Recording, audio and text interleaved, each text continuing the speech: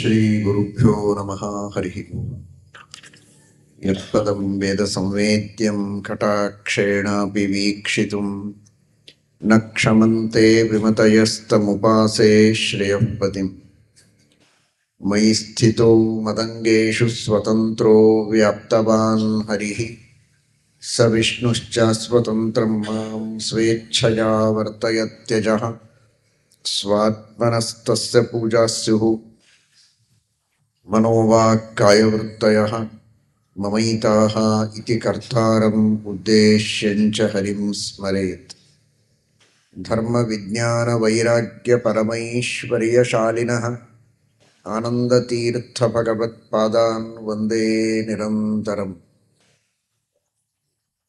आनन्दतीर्थोपदिष्टो निधिर्नारायणः वयः प्रदर्शितो येन सम्यक् जयतीर्थं तमाश्रये नौमिन्यायसुधादिकृज्जयमुनीन् श्रीपादरट्सन्मणीन् व्यासार्यान् विविधागमब्धिविहरान् श्रीवादिराजानपि वन्दे हंसवरान् रघुत्तमगुरून् वैदग्ध्यवारां निधीन् श्रीसत्यव्रतराघवेन्द्रमुनिपान् सद्बोधसध्यानपान्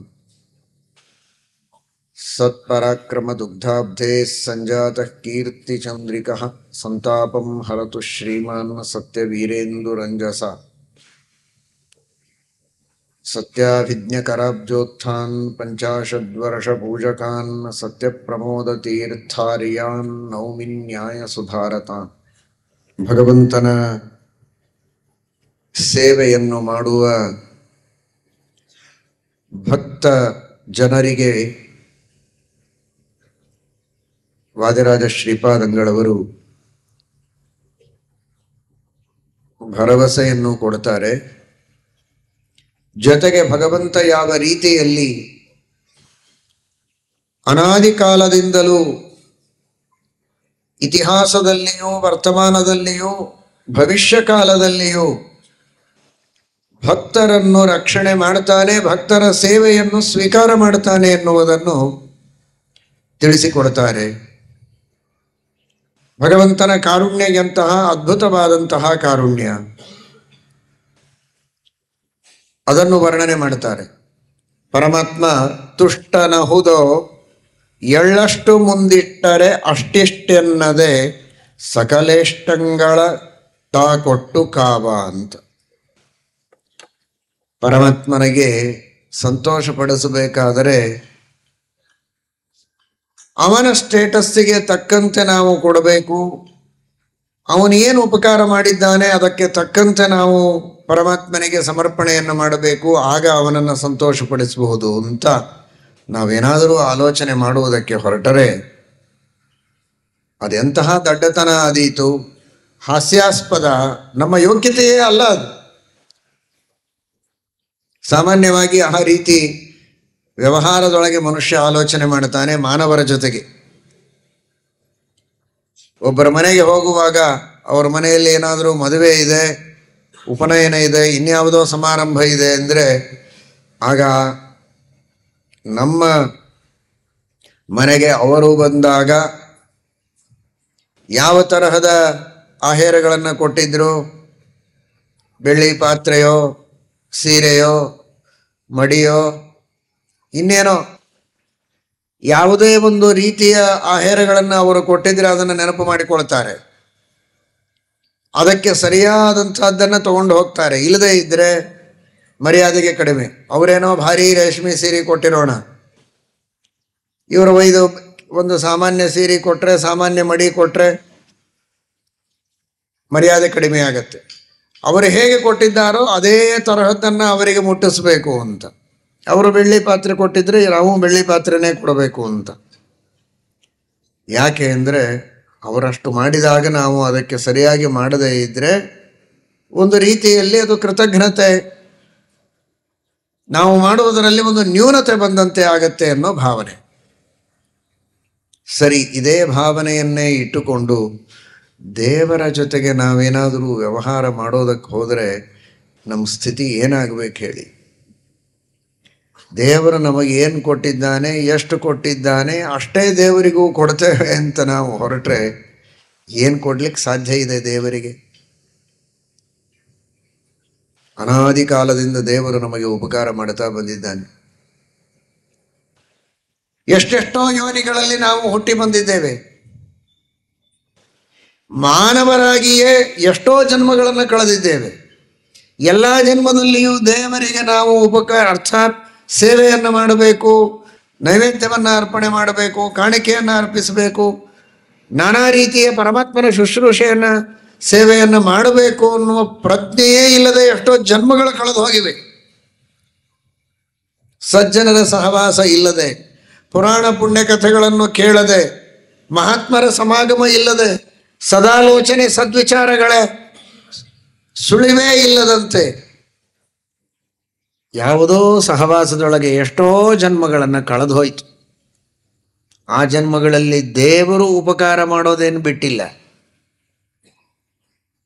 ಆಗಲೂ ದೇವರು ನಮ್ಮನ್ನು ಹುಟ್ಟಿಸಿದ, ಹುಟ್ಟಿಗಾಗಿ ತಂದೆ ತಾಯಿಗಳನ್ನು ಕೊಟ್ಟ. ಅದು ಯಾವುದೇ ಯೋನಿ ಇರಬಹುದು. ದನ ಆಗಿ ಹುಟ್ಟಿರಬಹುದು, ಸಾಮಾನ್ಯ ಹುಳ ಆಗಿ ಹುಟ್ಟಿರಬಹುದು. ಅಂತೂ ಆ ಜನ್ಮದಲ್ಲಿಯೂ ತಂದೆ ತಾಯಿ, ಆ ಜನ್ಮದಲ್ಲಿಯೂ ಆಹಾರ ವಿಹಾರಗಳು ಎಲ್ಲವನ್ನೂ ಕೊಟ್ಟ. ಆದರೆ ಆಗ ದೇವರನ್ನ ಸ್ಮರಿಸುವ ಯೋಗ್ಯತೆಯೂ ಇರಲಿಲ್ಲ. ಪೂಜೆ ಮಾಡೋದು ದೂರ ಉಳಿಯಿತು.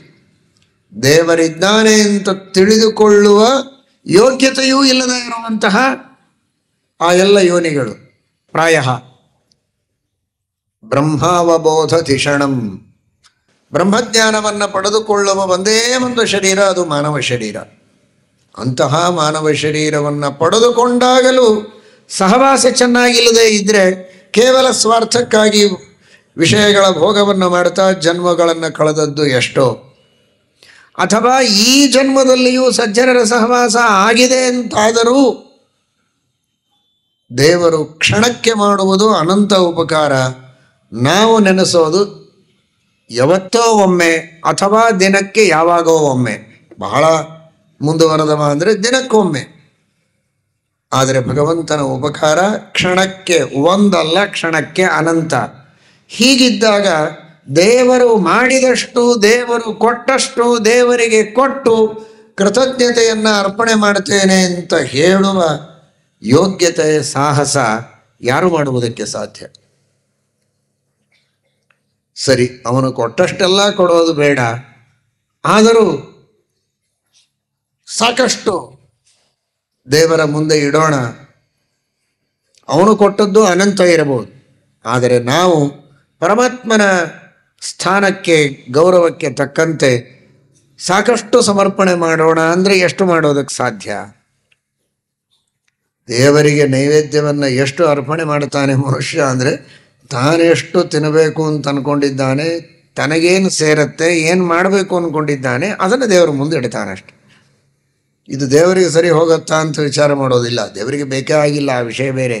ಆದರೆ ದೇವರು ಮಾಡಿದ ಅನುಗ್ರಹಕ್ಕೆ ಇದು ಸರಿಯಾ ಅಂತ ಆಲೋಚನೆ ಮಾಡೋದಿಲ್ಲ. ತನಗೆಷ್ಟು ಬೇಕೋ ಅಷ್ಟನ್ನು ಮಾಡಿ ದೇವರಿಗೆ ಕೃಷ್ಣಾರ್ಪಣ ಅಂತಾನೆ. ಆದರೆ ಅಷ್ಟೇ ಸಾಕು, ಅಷ್ಟಕ್ಕೆ ದೇವರು ತೃಪ್ತನಾಗ್ತಾನೆ. ಇದು ದೇವರ ಕಾರುಣ್ಯ ಇದೆ. ನಾವು ನೈವೇದ್ಯ ಕೊಟ್ಟರೂ ಸರಿ, ಎಳ್ಳಷ್ಟು ಕೊಟ್ಟರೂ ಸರಿ ಅಂತಾರೆ ದಾಸರು, ವಾದರಾಜರು, ಮಹಾನುಭಾವರು.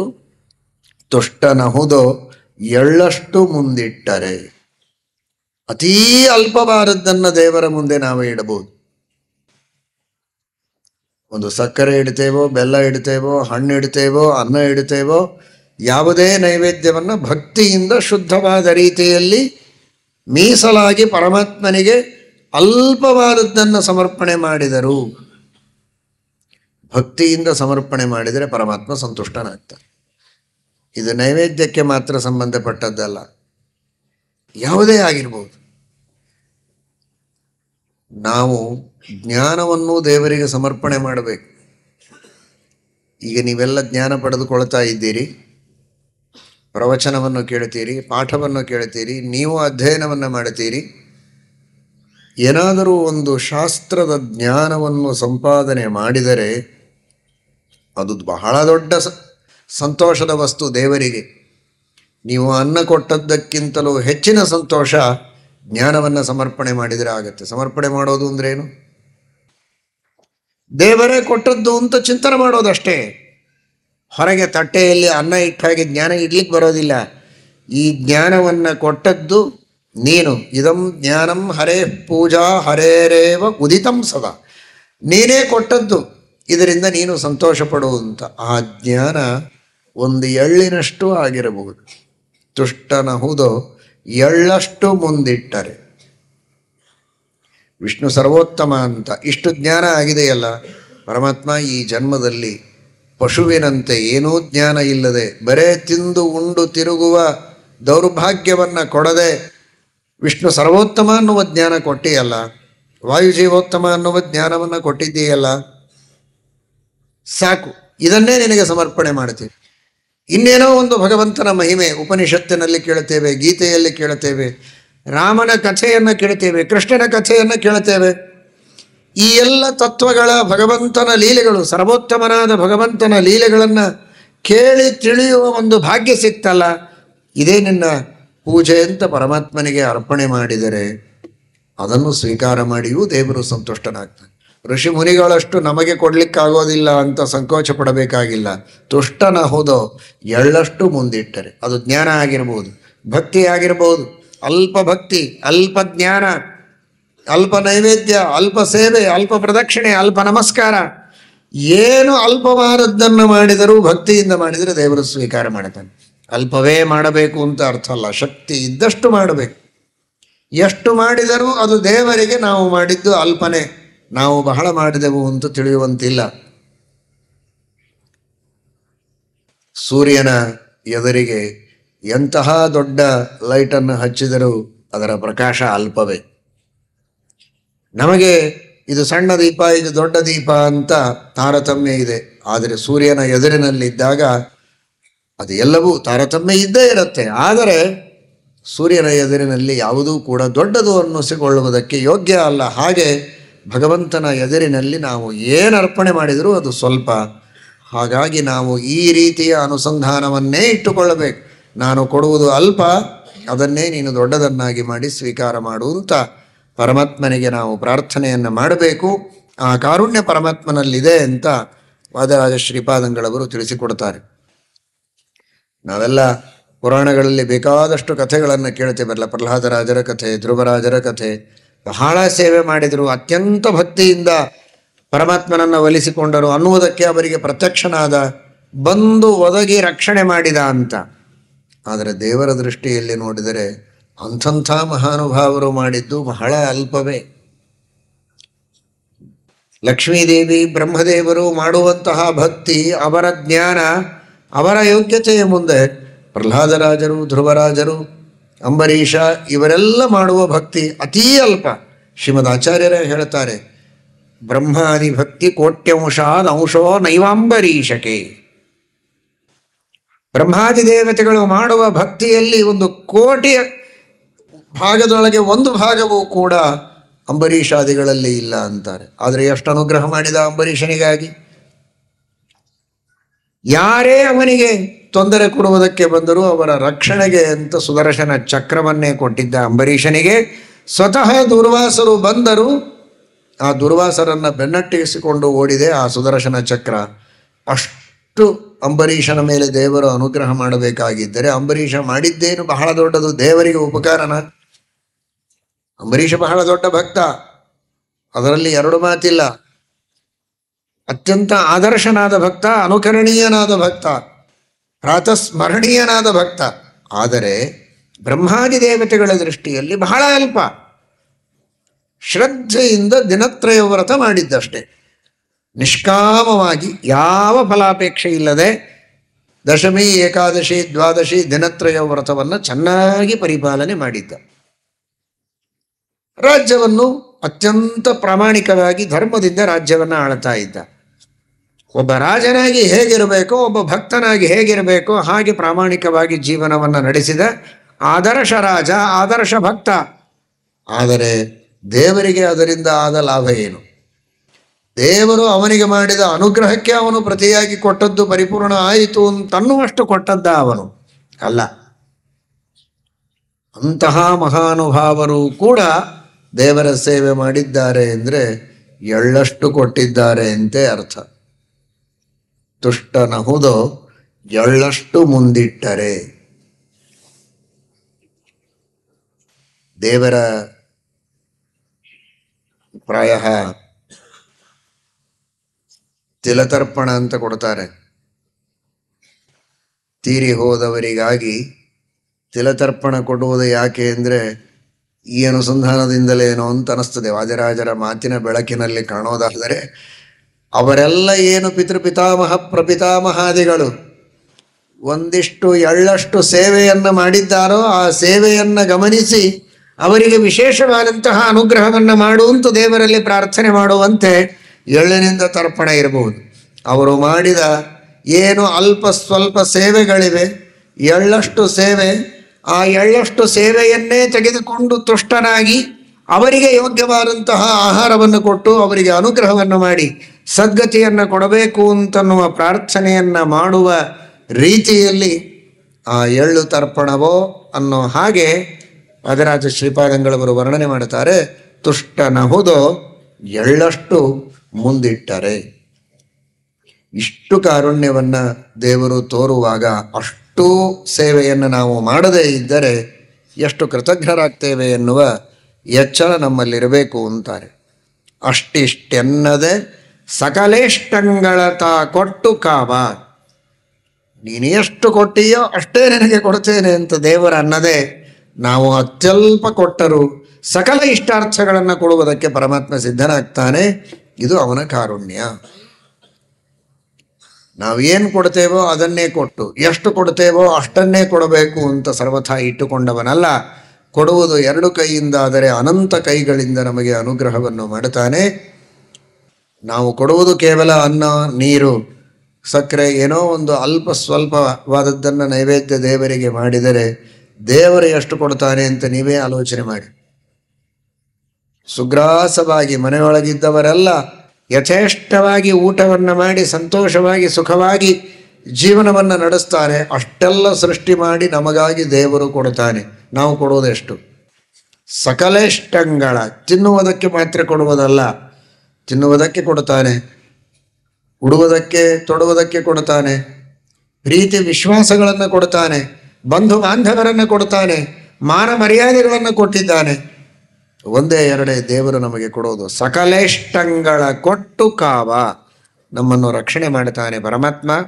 ಶಕ್ರನಿಗೆ ತ್ರಿವಿಷ್ಟಪ ಪಟ್ಟವ ಗಟ್ಟಿದವ, ನಿಷ್ಠುರನಲ್ಲ ವಿಶಿಷ್ಟರಿಗೊಲಿದಿಹ ದುಷ್ಟರ ತರಿದಟ್ಟಿದ ಜಗಜಟ್ಟಿ.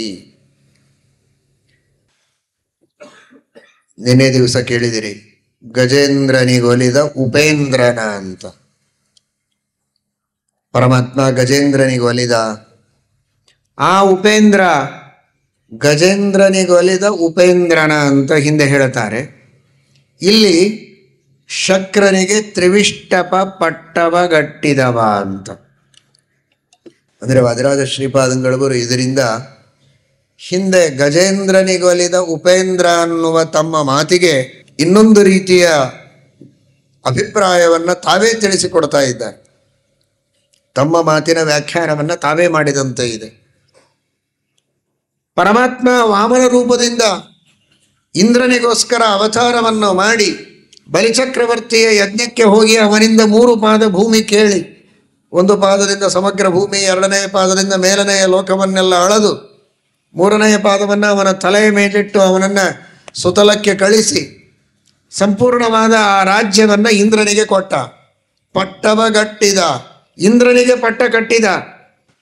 ಇಂದ್ರನೇ ಈ ಮನ್ವಂತರದ ಅಧಿಪತಿ. ವೈವಸ್ವತ ಮನ್ವಂತರಕ್ಕೆ ಪುರಂದರ, ಅವನೇ ಇಂದ್ರ. ಬಲಿ ತಾನು ಆ ಪಟ್ಟವನ್ನು ಪಡೆಯಬೇಕು ಅಂತ ಅಪೇಕ್ಷೆ ಪಟ್ಟಿದ್ದ. ಈ ಮನ್ವಂತರದಲ್ಲಿ ನಿನಗೆ ಇಂದ್ರ ಪದವಿ ಇಲ್ಲ, ಮುಂದಿನ ಮನ್ವಂತರದಲ್ಲಿ ನೀನು ಮಾಡಿದ ಸಾಧನೆಗೆ ನೀನೂ ಭಕ್ತ, ನಿನಗೂ ಮರ್ಯಾದೆಯನ್ನು ಕೊಡಬೇಕು, ಸ್ಥಾನವನ್ನು ಕೊಡಬೇಕು. ಸ್ಥಾನ ಕೊಡುವುದೇ ನನ್ನ ಕೆಲಸ. ಆದರೆ ಮುಂದಿನ ಮನ್ವಂತರದಲ್ಲಿ ನಿನ್ನ ಸಾಧನೆಗೆ ನಾನು ಸಿದ್ಧಿಯನ್ನು ಕೊಡ್ತೇನೆ, ಇಂದ್ರ ಪದವಿಯನ್ನು ಕರುಣಿಸ್ತೇನೆ ಅಂತ ಅಲ್ಲಿಯವರೆಗೆ ಸುತಲ ಲೋಕದಲ್ಲಿರು, ನಾನೇ ನಿನ್ನ ಮನೆಯ ಬಾಗಿಲು ಕಾಯ್ತೇನೆ ಅಂತ ದೇವರು ನಿಂತ. ಯಾರಿಗಿದೆ ಈ ಭಾಗ್ಯ? ಸ್ವತಃ ದೇವರು ಬಲಿಚಕ್ರವರ್ತಿಯ ಮನೆಯ ಬಾಗಿಲಲ್ಲಿ ನಿಂತಿದ್ದಾನೆ. ನಿತ್ಯ ದರ್ಶನ ಅವನಿಗೆ. ಮುಂದಿನ ಮನ್ವಂತರದಲ್ಲಿ ಇಂದ್ರನಾಗ್ತಾನೆ. ಈಗ ಮಾತ್ರ ಪುರಂದರನಿಗೆ ಇಂದ್ರ ಪದವಿಯನ್ನು ಕೊಟ್ಟ. ಇಂದ್ರ ಪದವಿಯನ್ನು ಕೊಟ್ಟರೆ ಇಂದ್ರನ ಆನೆ ಯಾವುದು? ಐರಾವತ. ಅದಕ್ಕೆ ಅಷ್ಟು ಸಂತೋಷ. ಇಂದ್ರ ದೇವೇಂದ್ರನಾಗಿ, ಎಲ್ಲ ದೇವತೆಗಳ ರಾಜ, 3 ಲೋಕಗಳ ಒಡೆಯನಾಗಿ ಭಾರೀ ವೈಭವದಿಂದ ಎಲ್ಲ ದೇವಾಧಿ ದೇವತೆಗಳು, ಅವನಿಗಿಂತಲೂ ಚಿಕ್ಕವರಾದ ಎಲ್ಲ ದೇವತೆಗಳಿಂದಲೂ, ಋಷಿ ಮುನಿಗಳಿಂದಲೂ, ಪಿತೃಗಳು, ಗಂಧರ್ವರು, ಯಕ್ಷರು, ಕಿನ್ನರರು ಎಲ್ಲರೂ ಸ್ತೋತ್ರ ಮಾಡುವಂತೆ, ಎಲ್ಲರೂ ಜಯಕಾರ ಹೇಳಿ, ಬಂದಿಮಾಗದರೆಲ್ಲ ಸ್ತೋತ್ರ ಮಾಡಿ, ಗಂಧರ್ವರೆಲ್ಲ ಹಾಡಿ ಹೊಗಳಿ ಆ ಇಂದ್ರನನ್ನ ಮೆರವಣಿಗೆಯಲ್ಲಿ ಕರೆದುಕೊಂಡು ಬರಬೇಕು. ಅವನು ಸಭೆಯಲ್ಲಿ ಕೂಡಬೇಕು, ದರ್ಬಾರದಲ್ಲಿ ಇಡೀ 3 ಲೋಕದ ರಾಜ್ಯವನ್ನು ಆಳಬೇಕು. ಅಂತಹ ಇಂದ್ರನನ್ನ ಕರೆದುಕೊಂಡು ಬರುವ ವಾಹನ ಅದು ಐರಾವತ. ಐರಾವತದ ಆನೆಯ ಮೇಲೆ ಕುಳಿತು ಬರಬೇಕು ಇಂದ್ರದೇವರು ವೈಭವದಿಂದ ಅಂಬಾರಿಯಲ್ಲಿ. ಬಲಿಚಕ್ರವರ್ತಿ ಯಾವಾಗ ರಾಜ್ಯವನ್ನು ಆಳ್ತಾ ಇದ್ದಾನೆ, ಐರಾವತಕ್ಕೆ ಬಹಳ ದುಃಖ ಆಗಿತ್ತು. ನನ್ನ ಸ್ವಾಮಿ ಪುರಂದರ ಇಂದ್ರ, ಆ ಪುರಂದರ ಇಂದ್ರನಾಗಿ ಮೆರೆಯಬೇಕಾದದ್ದು ಈ ಮನ್ವಂತರದಲ್ಲಿ ಅಂತಹ ಅತೀ ಉನ್ನತ ಸ್ಥಾನದಲ್ಲಿ, ಬಲಿಚಕ್ರವರ್ತಿಗಿಂತಲೂ ಯೋಗ್ಯತೆಯಲ್ಲಿ ಅತ್ಯಂತ ಉತ್ತಮನಾದಂಥವನು ಪುರಂದರ. ಅಂತಹ ಉತ್ತಮನಾದ ಪುರಂದರ, ಅವನನ್ನು ವೈಭವದಿಂದ ಕೂಡಿಸಿಕೊಂಡು ಮೆರವಣಿಗೆ ಮಾಡುವಂತಹ ದೊಡ್ಡ ಸೌಭಾಗ್ಯ ಇತ್ತು ನನಗೆ. ಈ ಬಲಿಚಕ್ರವರ್ತಿ ಅದನ್ನು ಕಸಿದುಕೊಂಡು ಬಿಟ್ಟನಲ್ಲ ಅಂತ ಗಜೇಂದ್ರ ಅಂದರೆ ಆ ಐರಾವತಕ್ಕೆ ಬಹಳ ದುಃಖ ಆಗಿತ್ತು. ಗಜೇಂದ್ರನಿಗೆ ಒಲಿದ ಉಪೇಂದ್ರ ಅಂದರೆ, ಗಜೇಂದ್ರನಿಗೆ ಒಲಿದಿದ್ದು ಉಪೇಂದ್ರ ಅಲ್ವಲ್ಲ. ಗಜೇಂದ್ರನನ್ನು ಉದ್ಧಾರ ಮಾಡಿದ್ದು ತಾಪಸಮನು ಅಂತ ನಾವು ನಿನ್ನೆ ಚಿಂತನೆ ಮಾಡಿದ್ದು. ಆ ಗಜೇಂದ್ರ ಅಲ್ಲ, ಐರಾವತ ಗಜೇಂದ್ರ. ಆ ಗಜೇಂದ್ರನಿಗೆ ಒಲಿದ ಉಪೇಂದ್ರ. ನಿನ್ನ ಅಪೇಕ್ಷೆ ಏನಿದೆಯಪ್ಪ ಐರಾವತ? ಪುರಂದರ ನಿನ್ನ ಮೇಲೆ ಕೂಡಬೇಕು, ನಿನ್ನ ಮೆರವಣಿಗೆ ಮಾಡಿಸಬೇಕು. ಎಲ್ಲ ದೇವತೆಗಳು ಆ ಪುರಂದರನಿಗೆ ಪುಷ್ಪವೃಷ್ಟಿ ಮಾಡುವಾಗ ನಿನಗೂ ಒಂದಷ್ಟು ಪುಷ್ಪವೃಷ್ಟಿ ಆಗ್ತದೆ ಅಂತ. ಇಷ್ಟೇ ತಾನೇ ನಿನಗೆ ಅಪೇಕ್ಷೆ? ಮಾಡ್ತೇನೆ, ಚಿಂತೆ ಮಾಡಬೇಡ ಅಂತ ಆ ಗಜೇಂದ್ರನಾದ ಐರಾವತನಿಗೆ ಒಲಿದಿದ್ದಾನೆ ಉಪೇಂದ್ರ. ವಾಮನ ರೂಪಿಯಾದ ಪರಮಾತ್ಮ ಆ ಪುರಂದರನಿಗೆ ಇಂದ್ರ ಪದವಿಯನ್ನು ಕೊಟ್ಟು, ಇಂದ್ರನಿಗೆ ರಾಜ್ಯವನ್ನು ಕೊಟ್ಟು, ಬಲಿಚಕ್ರವರ್ತಿಯಿಂದ ಅದನ್ನು ಕಸಿದುಕೊಂಡಲ್ಲ, ಅದು ಇಂದ್ರನಿಗೆ ಅನುಗ್ರಹ ಮಾಡಿದ್ದು ಮಾತ್ರ ಅಲ್ಲ, ಗಜೇಂದ್ರನಿಗೂ ಅನುಗ್ರಹ ಮಾಡಿದ್ದು ಅನ್ನುವ ದೃಷ್ಟಿಯಲ್ಲಿ ವಾದಿರಾಜ ಶ್ರೀಪಾದಂಗಳವರು ಗಜೇಂದ್ರನಿಗೆ ಒಲಿದ ಉಪೇಂದ್ರನ ಅನ್ನುವ ರೀತಿಯಲ್ಲಿ ಆ ಮಾತಿಗೆ ಹೀಗೂ ಒಂದು ಅರ್ಥವನ್ನಿಟ್ಟುಕೊಳ್ಳಿ ಅಂತ. ಆ ಗಜೇಂದ್ರನ ಉದ್ಧಾರವೂ ಇಲ್ಲಿ ವಿವಕ್ಷಿತವೇ, ಜೊತೆಗೆ ಇನ್ನೂ ಒಂದು ಅರ್ಥವನ್ನು ಅನುಸಂಧಾನ ಮಾಡಿಕೊಳ್ಳಿ ಎನ್ನುವ ದೃಷ್ಟಿಯಲ್ಲಿ ವಾದಿರಾಜ ಶ್ರೀಪಾದಂಗಳವರು ಅದನ್ನು ತೋರಿಸಿಕೊಟ್ಟಿದ್ದಾರೆ. ಆ ರೀತಿ ಪರಮಾತ್ಮ ಇಂದ್ರದೇವರಿಗೆ ವಿಶೇಷವಾಗಿ ಅನುಗ್ರಹವನ್ನು ಮಾಡಿದ್ದಾನೆ. ಯಾಕೆ ಈ ಕಥೆಯನ್ನು ಹೇಳಿದರು ವಾದಿರಾಜ ಶ್ರೀಪಾದಂಗಳವರು? ಇದನ್ನು ಯಾಕೆ ಇಲ್ಲಿ ನೆನೆಸಿಕೊಂಡ್ರು ಅಂದರೆ, ನಮಗೆಲ್ಲ ತಿಳಿಸಿಕೊಡ್ತಾ ಇದ್ದಾರೆ. ನೀವು ನಿಮ್ಮ ಕರ್ತವ್ಯವನ್ನು ಚೆನ್ನಾಗಿ ಮಾಡಿದರೆ, ನಿಮ್ಮ ಕರ್ತವ್ಯವನ್ನು ಅತ್ಯಂತ ನಿಷ್ಠೆಯಿಂದ ಶ್ರದ್ಧೆಯಿಂದ ಮಾಡಿದರೆ, ದೇವರು ಎಂದಿಗೂ ನಿಮಗೆ ಕೊಡಬೇಕಾದ ಸ್ಥಾನಮಾನಗಳನ್ನು ಕೊಡದೇ ಇರೋದಿಲ್ಲ, ಕೊಟ್ಟೇ ಕೊಡ್ತಾನೆ. ಅದನ್ನು ಯಾರೂ ಕಸಿದುಕೊಳ್ಳುವಂತಿಲ್ಲ. ಕಸಿದುಕೊಂಡರೂ ಮರಳಿ ದೇವರು ಕೊಡ್ತಾನೆ.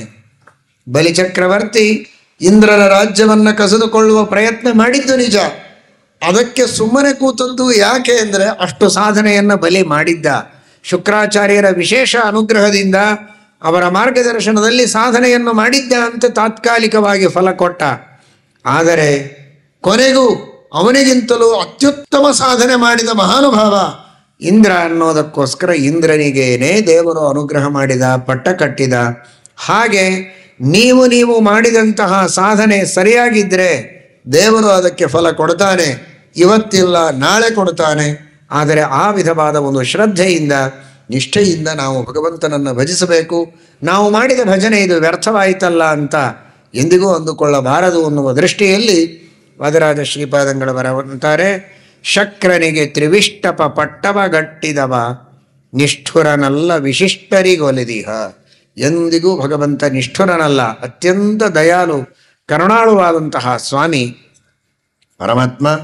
ಯಾರು ವಿಶಿಷ್ಟರೋ, ಉತ್ತಮರೋ, ಸಾಧಕರೋ, ಭಕ್ತರೋ ಅಂಥವರಿಗೆ ಪರಮಾತ್ಮ ಅನುಗ್ರಹವನ್ನು ಮಾಡ್ತಾನೆ. ವಿಶಿಷ್ಟರಿಗೆ, ಉತ್ತಮರಿಗೆ ಅನುಗ್ರಹ ಮಾಡುವುದಕ್ಕೂ ಗಟ್ಟಿ, ದುಷ್ಟರನ್ನು ನಿಗ್ರಹ ಮಾಡುವುದಕ್ಕೂ ಗಟ್ಟಿ. ಎಂದಿಗೂ ಪರಮಾತ್ಮನ ಎದುರಿನಲ್ಲಿ ದುಷ್ಟತನ ತೋರಿಸಿ ಉನ್ಮತ್ತರಾಗಿ ಅಹಂಕಾರದಿಂದ ಧರ್ಮವನ್ನು ಬಿಟ್ಟು ನಾವು ನಡೆದರೆ ಪರಮಾತ್ಮ ಸರ್ವಥಾ ಕ್ಷಮೆ ಮಾಡೋದಿಲ್ಲ. ಅದನ್ನೂ ನಾವು ಚಿಂತನೆ ಮಾಡಬೇಕು. ಎಂಥೆಂತಹ ಅಸುರರನ್ನ ಅರಿಷ್ಟ ಮುಷ್ಟಿಕಾದ್ಯರ ಹುಡಿಗಟ್ಟಿದ ವಿಠಲ ಬಹುದಿಟ್ಟ. ಎಂಥೆಂತಹ ಅಸುರರು! ಬ್ರಹ್ಮದೇವರ ವರದಿಂದ, ರುದ್ರದೇವರ ವರದಿಂದ, ಗಣಪತಿಯ ವರದಿಂದ, ಸ್ಕಂದನ ವರದಿಂದ, ಪಾರ್ವತಿಯ ವರದಿಂದ ಅವಧ್ಯರು ಸಾಯಲೇಬಾರದು ಅಂತ ವರ ಪಡೆದುಕೊಂಡವರು. ಅಂಥವರೆಲ್ಲರನ್ನೂ ಅತ್ಯಂತ ಲೀಲಾಜಾಲವಾಗಿ ಪರಮಾತ್ಮ ಸಂಹಾರ ಮಾಡಿ ಸಜ್ಜನರ ರಕ್ಷಣೆಯನ್ನು ಮಾಡಿದ, ಗೋಪಾಲಕರ ರಕ್ಷಣೆ ಮಾಡಿದ, ಪಾಂಡವರ ರಕ್ಷಣೆಯನ್ನು ಮಾಡಿದ್ದಾನೆ ಪರಮಾತ್ಮ, ಋಷಿ ಮುನಿಗಳ ರಕ್ಷಣೆಯನ್ನು ಮಾಡಿದ್ದಾನೆ. ಅಂತಹ ಭಗವಂತ ದುಷ್ಟರನ್ನು ನಿಗ್ರಹ ಮಾಡುವುದಕ್ಕೂ ಗಟ್ಟಿ, ಸಜ್ಜನರನ್ನು ರಕ್ಷಣೆ ಮಾಡುವುದಕ್ಕೂ ಗಟ್ಟಿಯಾಗಿದ್ದಾನೆ. ನಾವೆಲ್ಲ ಸಜ್ಜನರಾದರೆ ನಮ್ಮ ರಕ್ಷಣೆಗೆ ದೇವರು ನಿಲ್ತಾನೆ. ನಾವೇನಾದರೂ ದುಷ್ಟತನ ತೋರಿಸಿದರೆ ನಮಗೆ ಶಿಕ್ಷೆಯನ್ನು ಕೊಡುವುದಕ್ಕೂ ಪರಮಾತ್ಮ ಬೋಲು ದಿಟ್ಟ, ಅತ್ಯಂತ ಗಟ್ಟಿಯಾಗಿದ್ದಾನೆ.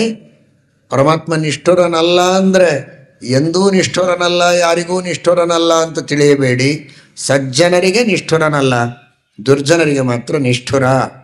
ಪ್ರಹ್ಲಾದರಾಜರಿಗೆ ಅತೀ ಸೌಮ್ಯವಾಗಿ ನರಸಿಂಹದೇವರು ಪ್ರೀತಿಯಿಂದ ತೊಡೆ ಮೇಲೆ ಕೂಡಿಸಿಕೊಂಡು ತಲೆ ಸವರಿ ಅವನನ್ನು ಸಮಾಧಾನ ಮಾಡಿ ಅವನು ಕೇಳಿದ ವರಗಳನ್ನೆಲ್ಲ ಕೊಟ್ಟರು.